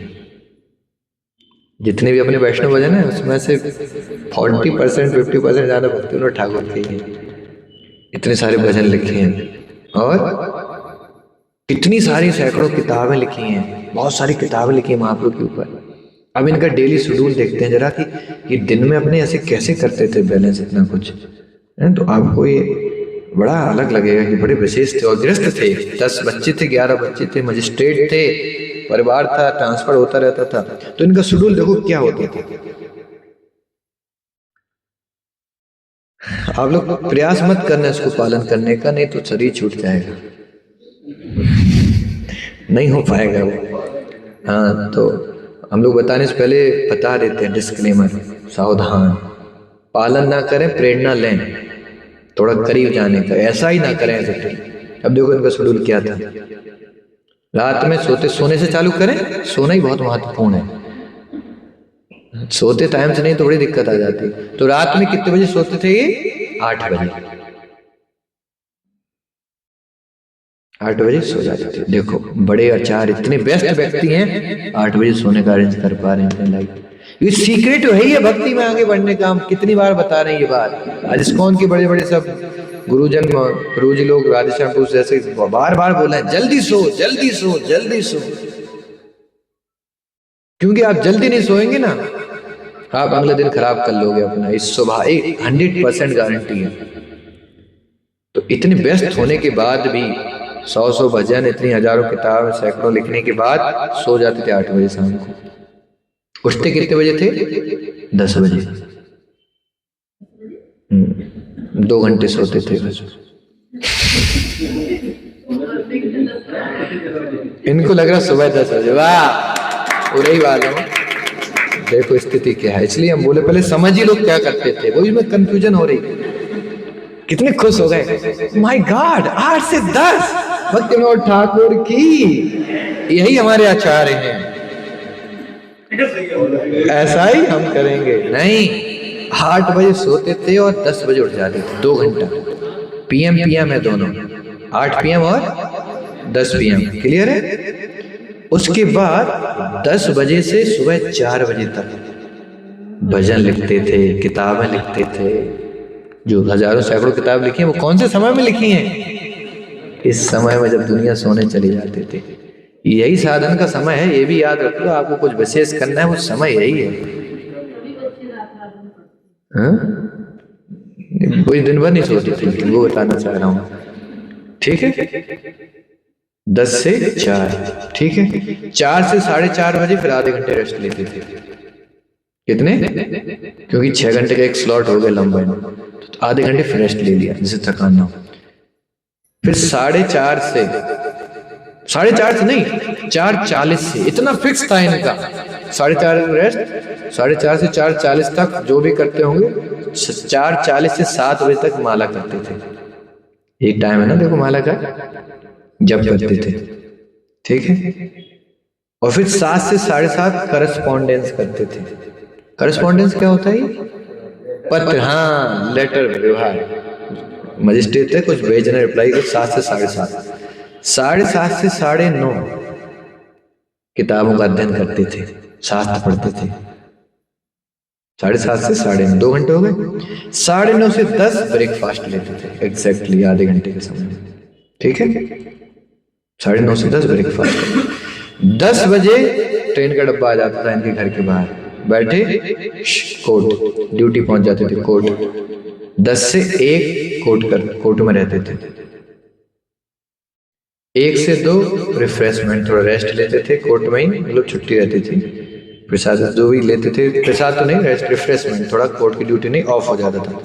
2 से 5 फिर कोर्ट ड्यूटी रहती थी। तो मतलब 10 से 5 इनकी क्या है ड्यूटी। कितना हो गया? 7 घंटे। 7 घंटे जॉब भी करते थे हर दिन कोर्ट में जाके। मजिस्ट्रेट थे, वो थे जज थे, बहुत बड़े जज थे, ठीक है। अब आगे 2 से 5 जुड़ गई। 5 से 7 संस्कृत को बंगला भाषा में ट्रांसलेट करते थे, किताबों को ट्रांसलेशन बंगला भाषा। संस्कृत जितने भजन है उनके सब बंगला भाषा में लिखे हैं। तो कब से हो जाता? 10 कितने से? 5 से 7 शाम को, ठीक। 7 से 8 ब्रेकफास्ट, प्रसाद, डिनर लेते थे, प्रसाद। 1 से 2 उधर लंच लिया, सुबह ब्रेकफास्ट, और 7 से 8 फिर प्रसाद। प्रसाद में फिक्स था, रात में क्या लेते थे? आधा कप या गिलास दूध, थोड़े चावल, 2 चपाती, ये फिक्स था इनका। रात में लाइट, हैवी नहीं होनी चाहिए, थोड़ा दूध, 2 चपाती, थोड़े चावल, ये लेते थे। 7 से 8 में, और 8 से 10 सो जाते थे। समझ गए पूरा साइकिल? तो ये इनका डेली शेड्यूल था। लेकिन वो भी हमारे लगभग रात में कई वक्त हमारे थे 3-4 घंटे ही सो रहे हैं सुबह से। लोग पूरे के हैं 12 बजे सोते हैं, 4 बजे उठ जाते हैं। अवध किशोर पू हैं 10 साढ़े 10 बजे सोते हैं, 3 बजे उठ जाते हैं। तो ये एक्चुअली हो सकता है पॉसिबल अगर आप खाना लाइट करेंगे, बस ये शर्त है। और समय यही होना चाहिए सोने का। अब बहुत लेट सोगे, क्योंकि मैं बताया ना, साइंस भी बोलती है अगर 8 बजे से लेके 10, 11, 12 बजे तक की स्लीप जो है, ये 3 घंटे की स्लीप 6 घंटे के बराबर होती है। 6 घंटे की तुम्हें इतनी शक्ति रहती है, अगर आप इसको अच्छे से कर लिए आपको थकान महसूस नहीं होगी। तो हमें एटलीस्ट प्रयास करना चाहिए 9 से, या रात में मैक्सिमम 9:30 तक सो जाओ, और 2:30 से 3 बजे के बीच में आराम से उठ सकते हो आप। 9 से 12 की स्लीप आपने ले ली 3 घंटे, ये 6 के बराबर होती है। और 12 से 3 की जो नींद है ये 3 घंटे, ये 3 के बराबर होगी। और 3-4 बजे के बाद की स्लीप है, ये आराम नहीं देती, थकान पैदा करेगी। आपको मजा आएगा सोने में, लेकिन थकान रहेगी दिन में। तो 9 से आप 3 बजे सोते तो कितने घंटे की हो गई? 6, 3, 9 घंटे की स्लीप हो गई वो 6 घंटे में। तो बॉडी एकदम परफेक्ट रहती है। ये फैक्ट है, ट्राई करके कुछ लोग देख सकते हैं। बस प्रसाद कम लेना है, डिनर, ये मेन चीज। ये इनका शेड्यूल था।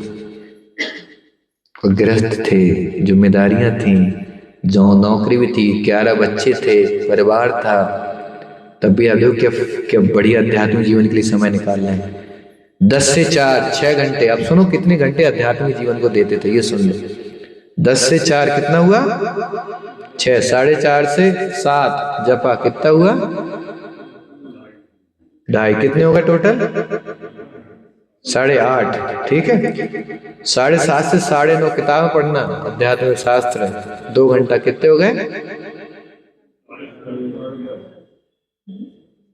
11 हो गए ना? 10:30 हो गए। ठीक, 10:30 हो गए।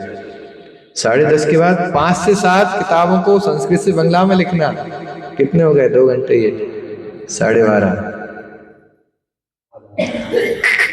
50% समय दे रहे हैं भगवान की सेवा में। इसलिए बकाया 12 घंटों में नौकरी, बच्चे, परिवार बैलेंस हो पा रहे हैं, क्योंकि ऊपर से शक्ति आ रही है। ये सीक्रेट है।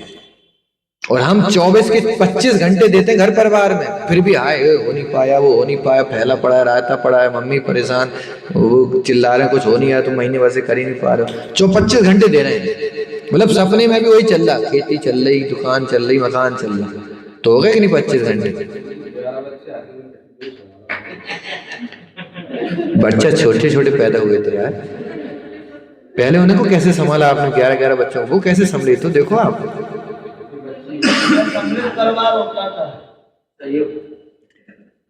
बात समझ नहीं रहे हो। इनकी 8 घंटे की ड्यूटी बच्चे जाते थे करने का, जब बच्चे 2-3 भेज दिए, जाओ यार तुम करो। लेकिन तो शुरू से शेड्यूलिंग का ऐसा था। पॉइंट तो यही है ना।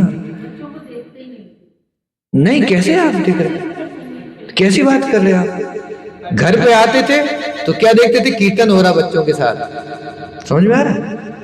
एक्चुअली यही तो सीक्रेट, आप समझो बात को। पिताजी को बच्चों को बड़ा करने में बहुत बड़ा रोल नहीं है। आपको एक आदर्श उदाहरण प्रस्तुत करना उनके सामने। बाप से देख के सीखता है बच्चा, और माँ को बोल बोल के सिखाना होता है। बाप को कभी, पहले के बच्चे बाप के सामने नहीं आते थे 20-20 साल तक। आप कैसे बोल रहे पिताजी डंडा लिए घूम रहे उनके पीछे? कभी आमने सामने नहीं होता था भाई, तो कैसे पिताजी करो कर लेते थे? वो बस दूर से दिखता था पिताजी का नियम क्या है, पिताजी कर क्या रहे हैं। ये नहीं कि पिताजी तम्बाकू यहाँ से चूरा, माँ को चिल्ला रहे, रोटी नहीं लाई अबे तक तुम। बच्चा देख रहा है ये है हमारे बाप साहब, और फिर बच्चा, पिताजी समझा रहे, बेटा राम बनना है तुम्हें। पूछ रहा है तुम दशरथ हो क्या? तो कभी नहीं होगा। बाप को कभी डांटना नहीं चाहिए बच्चों को, बाप को उदाहरण प्रस्तुत करना चाहिए, अपने सिद्धांत से चलो। अब बच्चे देखते होंगे पिताजी का शेड्यूल, भैया दूर से ही प्रणाम करते होंगे, भैया कौन है हमारे बाप। इसलिए 10 के 10 बच्चे दंडवत करते थे सुबह उठ के। पिताजी ने इनको गुरु मान लिया, भगवान मान लिया, भैया हम भी हो, हम बताओ हम करना क्या है। पिताजी बस इशारा कर देते बच्चों को ऐसा करना है, बच्चे सब लाइन में उसी दिशा में जा रहे हैं। आज मोबाइल दे रहे, गिफ्ट करा रहे, बर्थडे मना रहे, पिताजी पैर भी छू रहे, फिर भी बच्चे बात नहीं मान रहे।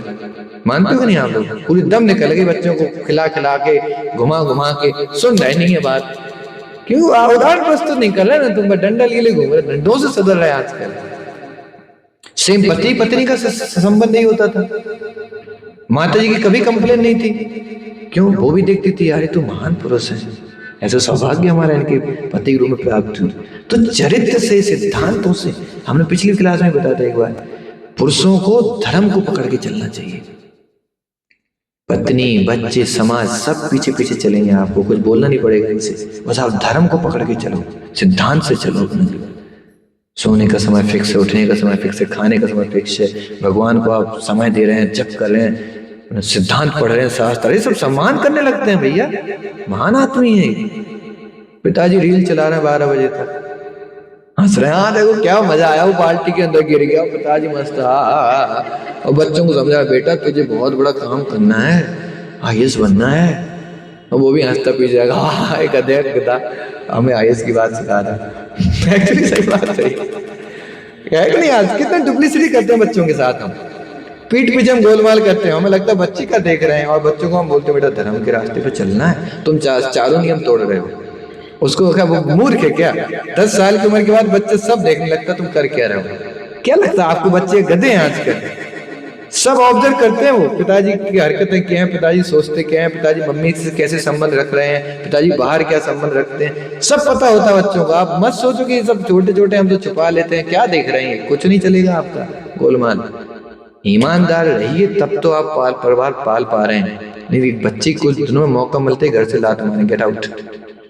हो रहा है कि नहीं? आज क्यों वृद्धाश्रम में भेज रहे? कि वो सिद्धांतवादी थे, धार्मिक पिताजी थे जो वृद्धाश्रम में आज फेंके जा रहे हैं। यही थे, बच्चों को छुपा छुपा के अपने रंग में रंग रहे। तो बच्चों को मौका भी छोटे हो, जब तक तो सुन रहा, वो सुन रहा। एक बार उसके हाथ में कमान आई नहीं कि उसने हाथ उठा के फेंका, गेट आउट। कौन रखेगा ऐसे आदमी को? सब नियम तोड़ रहा, उल्टी सीधी हरकतें हैं, मोबाइल में हाँ वो कर रहा 50 साल की उम्र में। थोड़ा दर्शन लेता तो 10 फोटो खिंचवाता, बच्चे से खींचो ना बेटा 10, वो एक नंबर का नौटंकी वहां जाइए आदमी धर्म के नाम पर। तुरंत सम्मान नहीं करेंगे, हटाओ। बच्चे बहुत इनोसेंट होते हैं, हम बदमाश होते हैं इसलिए बदमाश हो जाते हैं बच्चे। बात मान, कोई बच्चा क्यों वो अपने माँ बाप का सम्मान नहीं करेगा? उन्हें पाला बड़ा किया, हम खुद खो देते हैं सम्मान उनकी नजरों में, इसलिए वो त्याग देते हैं। तो अब देखो, अब ऐसे क्या दिक्कत है इनको? हर आदमी पीछे पड़ रहा है, भैया तो महान पुरुष है। तो सिद्धांत से पुरुषों को सीखना चाहिए। कभी मैं सोचूं जबरदस्ती धमका के डरा के अपने भाई से किसी को वो नहीं कर सकते हो आप। सिद्धांत से चलो। आप सुबह उठने का समय फिक्स है, भगवान का जप कर रहे हैं। जब वो बच्चा देखता है पिताजी हमारे भगवान से कनेक्टेड हैं, बहुत विश्वास आता है उसको, यार सिद्धांत से चलते हैं, पिताजी हमारे झूठ नहीं बोल सकते, पिताजी हमारे उल्टा सीधे काम नहीं कर सकते। ऐसे बच्चों को गर्व होना चाहिए अपने बाप पर, तब तो आप पिता बनो, नहीं तो काहे को पैदा करके छोड़ देते हो? आजकल पैदा कर लिए, छोड़ दिए भगवान भरोसे। ये सब नहीं करना चाहिए। डोंट बॉर्न, पैदा ही मत करो अगर आप संभाल नहीं पा रहे हैं। आपको लगा नहीं हम अपनी इंद्रिय तृप्ति नहीं छोड़ सकते, हम अपने रंग में रंगना चाहते हैं, तो बच्चों को क्यों पैदा करके बर्बाद कर रहे हो? आप रंगो अपने रंग में, जाके जीवन बिताओ। अरे हम लोगों को झेलना पड़ता है ऐसे बच्चों को। माँ बाप ने बिल्कुल संस्कार नहीं दी, सिखाए। हम लोगों को नहाना भी सिखाते हैं, कपड़े धोना भी सिखाते हैं, कुछ सिखाया नहीं है माँ बाप ने, छोड़ दिए। जाओ बेटा, पैसा दे दिए, मोबाइल पकड़ा दे, एक बड़ा हो जाओ IAS ऑफिसर। देखो पिता का क्या उदाहरण है। अंग्रेजों ने क्यों उनके घर पर रेलवे लाइन भेज दी थी? वो भी जानते थे यार आदमी अलग व्यक्ति है, वो महान व्यक्ति है। हर आदमी सपोर्ट करेगा आपका, गवर्नमेंट सपोर्ट करेगी, जॉब में बहुत सपोर्ट करेंगे हर व्यक्ति। और दूसरी बात, भगवान को तुम इतना समय दे रहे हो, ठाकुर जी सबको दिमाग ठिकाने लगा देंगे तुम्हारे सामने, सब तुम्हारे पीछे पीछे चलेंगे। भाई आध्यात्मिक गुरुओं को कैसे हजारों माताएं प्रभु लोग हमारे इस्कॉन भक्त हैं, गुरु लोग, उनके 50-50 हजार शिष्य हैं। क्यों एक व्यक्ति 50,000 स्त्रियों को, पुरुषों को, बच्चों को डील कैसे कर पा रहा है? जब हम एक को नहीं संभाल पाते, वो कैसे 50,000 परिवार को संभाल रहा है एक व्यक्ति अकेले? कैसे संभाल रहा है? वो यहां से जुड़ा है ना, हाई पावर, इसलिए सब पीछे पीछे चलते हैं, सारों से नाचते हैं। घर पे हम नहीं सुनेंगे अपने पत्नी बच्चों की एक दूसरे की बात, चिढ़ते हैं। गुरु जी के देखो हम कैसे झुक जाते हैं, क्या खाना है क्या है, इनको सारे से ही हम तैयार हो जाते, कुछ तो सेवा मिले। और पति चिल्ला चिल्ला के मर रहा, हम बोलते चुप रहो यार, अपना बना दो तुम। क्यों? क्योंकि आपको पति में भक्त नहीं दिखाई देता है स्त्रियों को, इसलिए उनका विश्वास नहीं, यार छोड़ो उसको। और एक गुरु में उनको दिखता ही भगवान के भक्त है, इसलिए वो अपने जीवन समर्पण करने के लिए। सेम बताओ कैसे हम लोग समर्पित हो जाते हैं? न ब्लड का रिलेशन है, न इनने कुछ किया है, न धन दिया है, न कुछ किया। पति पत्नी कितना करते हैं एक दूसरे के लिए, तब भी देखो विश्वास का स्तर क्या है। बताओ गलत बोल रहे बात? कैसे करते हो फिर आप? दूसरे पुरुष के प्रति कैसे एक गुरु के प्रति हम इतना समर्पित हो जाते हैं, तन मन धन से लग जाते हैं उनके पीछे? क्योंकि बस एक चीज दिखती है हमें, ये भगवान से जुड़ा है, ये सही रास्ते पे चलते हैं, ये धर्म वाले धर्मात्मा है, ये सिद्धांतवादी आदमी, तो हम पीछे पीछे चलो। हमारा स्वभाव किसी से जुड़ना, हम सब किसी ना किसी के शरण में तो जाना ही चाहते हैं। अब मिल ही नहीं रहा कोई। पहले माँ बाप वो होते थे बच्चों के लिए आदर्श उदाहरण, तो बच्चों को इधर उधर जाना ही नहीं होता, वो उनके चरणों में जीवन बिता देते थे, क्योंकि बच्चे उदाहरण अच्छे थे। आज ना माँ बाप है, पत्नी के लिए पहले पति होता था ऐसा आदर्श उदाहरण, तो वो उनके चरणों में पूरा जीवन बिता देते थे। हाँ, सत्य हो जाती थी। और गुरुओं के लिए, पतियों के लिए एक गुरु होता था ऐसा उदाहरण, तो वो उनके चरणों में।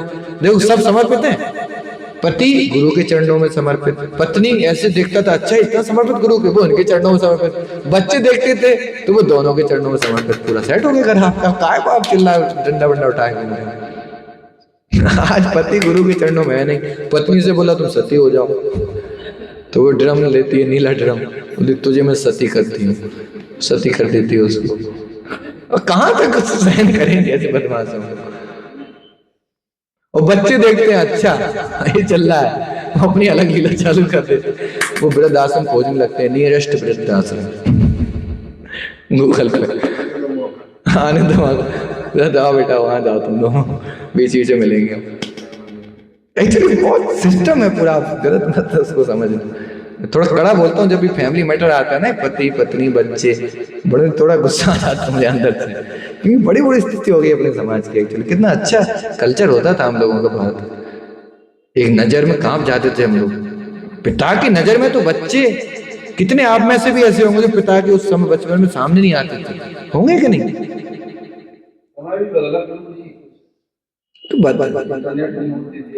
ये सब प्रभु जी ये अलग चीज है। आज भी इंटरनेट पेज में आज भी लेकिन समर्पित क्यों है लोग? गुरुओं के प्रति तो आज भी समर्पण है कि नहीं? इंटरनेट आने से आप क्यों बदल गए? आप सिद्धांतवादी रहो ना, तो लोग पीछे पीछे अभी भी चलने वाले हैं। इंटरनेट क्या करेगा उसमें? उसकी कोई दोष नहीं है। तो पिता का बन गए फिर आपको, जब नेट ही नहीं संभल पा रहा आपसे। तो मत पैदा करो ना बच्चों, अपने अब हिंदी, अब नेट आप सही से संभाल नहीं पा रहे हो तो बच्चों को कैसे संभाल लोगे? ऐसे सोचना चाहिए आपको। अब बच्चों पे आ गए तो हम लोग बच्चों पे उंगली उठाने लगे, हम बोले बाप गड़बड़ है। हम देखो हम कहाँ बोल रहे हैं, ये लोग सब बच्चों पे चढ़ बैठे। विद्यालय वाले उनको इंटरनेट दे दी, वो गड़बड़ नहीं है, तुम गड़बड़ हो, तुम सुधरो। तुम्हें तो होमवर्क नहीं दिया, तुम्हारे क्यों रील चलती है? तुम्हारा इंटरनेट क्यों चल रहा है? तुम्हें तो पढ़ाई नहीं करनी है। उसका भी तो सही यूज है, गुरु भी तो यूज कर ही रहे हैं। कमजोर हुआ है बस तो उल्लू का बैल हो गया है, तो नहीं दे पा रहा। चाहे पति हो चाहे पत्नी का है तो गार्जियन केवल आध्यात्मिकता से दूर हुए हैं गार्जियंस, और कुछ नहीं। जरूरतें व्यवस्थाएं आप लोग क्या दो 20 बाई 40 के मकानों में लग रहा है बहुत जरूरत पड़ी है। बंगलों में रहते थे लोग, इनका जीवन तो देखो आप कहाँ फंसे हो आप ये क्यों नहीं बोले हमारे भगवान को समय नहीं दे रहे हैं इसलिए हम फंस गए हैं हर चीज में? ये क्यों नहीं मानने को तैयार हो? पहले का हर आदमी ब्रह्म मुहूर्त में नहीं उठता था कि नहीं? हर आदमी 4 बजे उठता था, आप क्यों 8 बजे उठ रहे हैं? आपने 4 घंटे को खराब क्यों कर लिए? अब आप तो कोलू तो बनोगे, बैल बनोगे, गधे बनोगे, कोई अलग से जाओ ही मत। और आज भी हमारे इस्कॉन के परिवार हम बता दें 4 बजे उठने लगे, आज उनके परिवार आज सिस्टमेटिक चलने लगे। आज भी तो कर लोगे, उनके पास भी इंटरनेट है, अभी भी आप प्रूफ तो कर रहे हैं। जो भक्त हमारे 4 बजे उठ रहे हैं उनकी व्यवस्थाएं देख लो। आपसे ज्यादा व्यापार बड़ा होगा, प्रेम से चला रहे हैं। आप क्यों कोलू की बैल बन रहे हो? क्योंकि जब उठने का समय, कार्य करने का समय, उस समय सो रहे हैं हम। 10 बजे हमें सुबह दिखाई दे रही है, 10 बजे तक हम लोग दोबारा रेस्ट लेने लगते हैं। तो एक बार नहीं उठे हो अभी, अब बोला अब समय कहाँ बचा, भागो रे भागो भागो रे भागो, गधे बने रहो रात तक, 10 बजे तक लगे रहो। सिंपल कॉन्सेप्ट है ना यार, कुछ नहीं बदला। 24 घंटे पहले भी थे, 24 घंटे अभी भी हैं। केवल व्यक्ति के शेड्यूल बदल गए हैं, हमारी दिनचर्या बदल गई। क्यों नहीं मान रहा? बस दिनचर्या हमने खराब कर लिया, फंसे हो आप पूरा। बिल्कुल आप इसमें तो मुझे समझा ही नहीं सकते हो आप कि भाई समय हमें नहीं, आप खराब हुए हैं। सिंपल तरीका है, हम खराब हुए हैं इसलिए हम बच्चे सब नीचे की लाइन खराब हो गई, पत्नी बिगड़ गई है, बच्चे बिगड़ गए हैं, रिश्तेदार बिगड़ गए हैं, आप तक ऊपर से डैमेज हुए। आप घर के मुखिया हैं भाई, पुरुष प्रधान मानते हैं अपने आप को, तो ढंग का काम करो भाई। आप प्रधान हो, काम उल्टे सीधे आप ही कर रहे हैं। अब आधे पति पड़े नशे में, रात में 10 बजे तक घर पे आ रहे हैं, क्या होगा उनका? चौपट तो कर ही दिया परिवार उनने, बने पड़ा प्रधान नहीं है आप बर्बाद कर रहे हो समाज को। ऐसे पैदा ही नहीं करना चाहिए बच्चे को, अगर आप नहीं संभाल रहे हैं अपने आप को। खुद को संभालो पहले, खुद एक सिद्धांत, तब जाकर नीचे उतरो। 10 बच्चे इनके सब बताओ, लेकिन जीवन तो देखो, एक भी बच्चा कुछ दे रहा तो हिल नहीं सकता था। सिद्धांतवादी पिताजी। तो पूरा पॉइंट ये है मेरा, आई एम सॉरी थोड़ा अलग दिशा में चले गए हम लोग। ये टॉपिक पसंद भी बहुत आते हैं लोगों को, मैं कितनी बार बोलता हूँ ये टॉपिक हर क्लास, लेकिन सबको पसंद भी बहुत आते हैं, क्योंकि नहीं जरूरत भी है, समझना चाहिए। तो भक्ति विनोद ठाकुर हमारे इतने आदर्श ग्रस्त हैं और हम सबके लिए एक महान उदाहरण हैं। तो हमें इनसे प्रार्थना करना चाहिए कि भक्तिविनोद ठाकुर आचार्य आप इतना कुछ कर पाए, इतना कुछ 12 घंटे मतलब 50% वो भगवान को दे रहे हैं। उसमें जॉब भी चल गई, पर क्या लग रहा तुम्हें, क्या इनकी नहीं होती होंगी समस्या जो आप लोगों की होती? सब होती होंगी यार। जय। बस पूरा सिद्धांत यही है कि वही है, आप अपने काम में तो भगवान अपने धाम में, आप भगवान के नाम में तो भगवान आपके काम में। ये फॉर्मूला हमारे दिमाग में घुस ही नहीं रहा है, यही समस्या है। और जिन जिनको घुस भी गया, कई भक्तों को, उनका सिस्टम बदल गए। कितने हाथ उठा देंगे कि आज की 6 महीने की स्थिति, आज उठाओ हाथ ईमानदारी से, 6 महीने घर परिवार की स्थिति और आज की बहुत अंतर आ गया। ये हाँ कलयुग नहीं, आज ही का उदाहरण बता रहे, आज के भक्त बैठे हैं, क्योंकि अब ये भगवान के नाम में उतरने लगे हैं, भगवान इनके काम में उतरने लगे हैं, सिंपल तरीके। और आप अपने काम में तो भगवान अपने धाम में, और भगवान बोला कर लो तुम अपना काम, देखने कैसे हो रहा तुमसे, आप नहीं संभाल सकते हो। बच्चों परिवार को छोड़ो, अपने मन को नहीं संभाल पाओगे आप, क्या किसी को संभालने जा रहे हो आप? बताओ गलत बोला? तो पूरा सिद्धांत है, भगवान को समय देना चालू करो, सब चीजें ऑटोमेटिक सेट होना ही होना है। ये सिद्धांत है, भक्तिविनोद ठाकुर यही बताए हैं। अब फोर्ड कंपनी के मालिक हैं, पता है वो फोर्ड कंपनी इंडिया की, भारत को, दुनिया की कार मोटर कंपनी की सबसे बहुत बड़ी लेवल पे है। 20,000 एम्प्लॉय उसके एक एक फैक्ट्री में है। प्रभु जी माता जी एकादशी है आज, 32 माला करे हैं बैठ के, वो दोनों करते हैं। हाँ, और पूरी दुनिया में कंपनी है, मायापुर में बैठ के भजन करते रहते हैं दिन भर। अब बताओ, अगर आप फोर्ड कंपनी के मालिक होते तो आप तो टुकड़ों में बट गए होते। इतना काम है भी कि नहीं? आसान समझ रहा।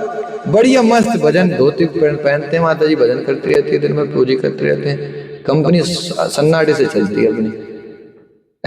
पता है उन्हें सीक्रेट, ऊपर से कनेक्शन आता है।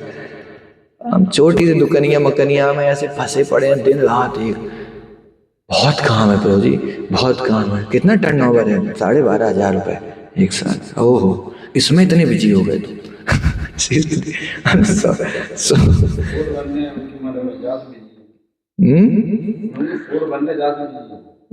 जब बोलते कुछ भी रहो, लेकिन सिद्धांत यही है कि बुद्धि नहीं है।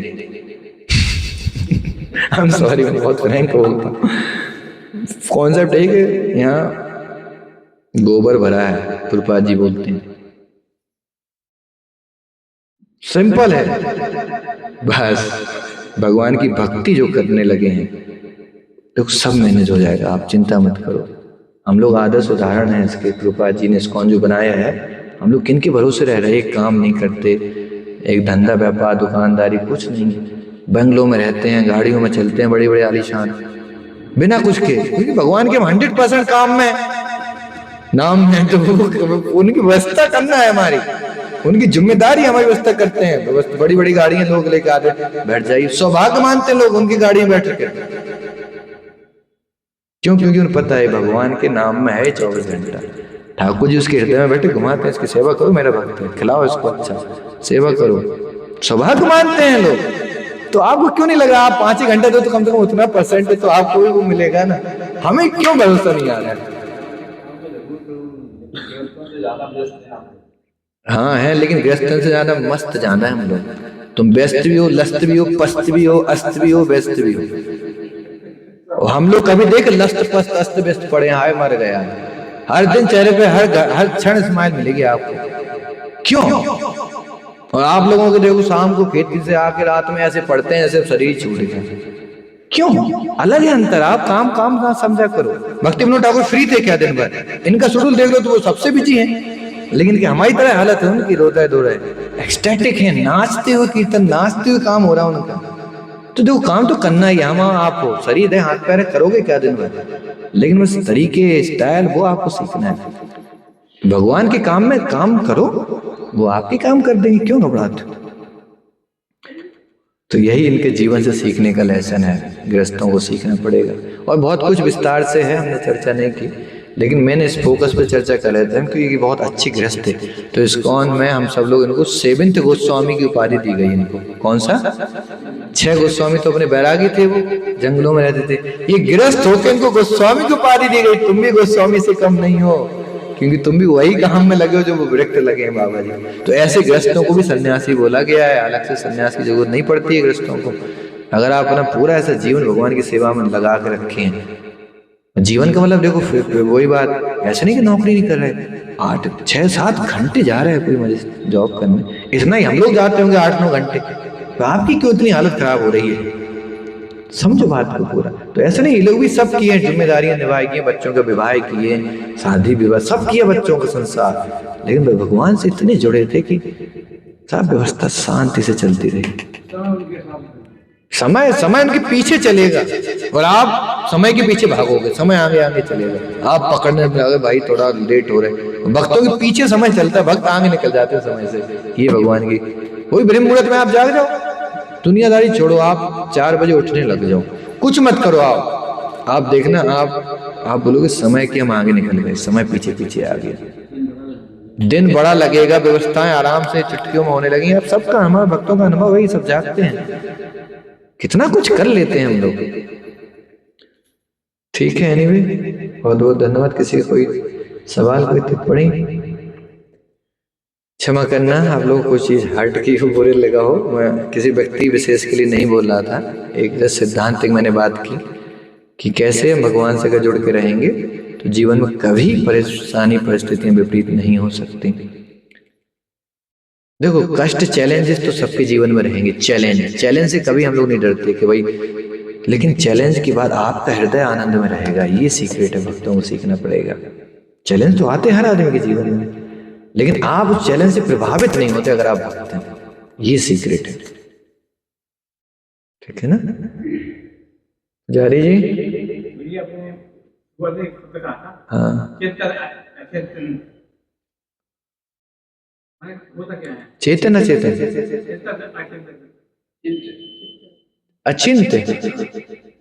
अचिंत होता है स्पिरिचुअल, ट्रांसडेंटल। अचिंत कोई चीज, अचिंत मतलब अचिंत, भेद अभेद तत्व जैसे एक है। अचिंत मतलब एक भौतिक संसार से परे की चीज अचिंत है। हाँ, ऐसा कुछ बोल सकते हैं उसको। Just mute.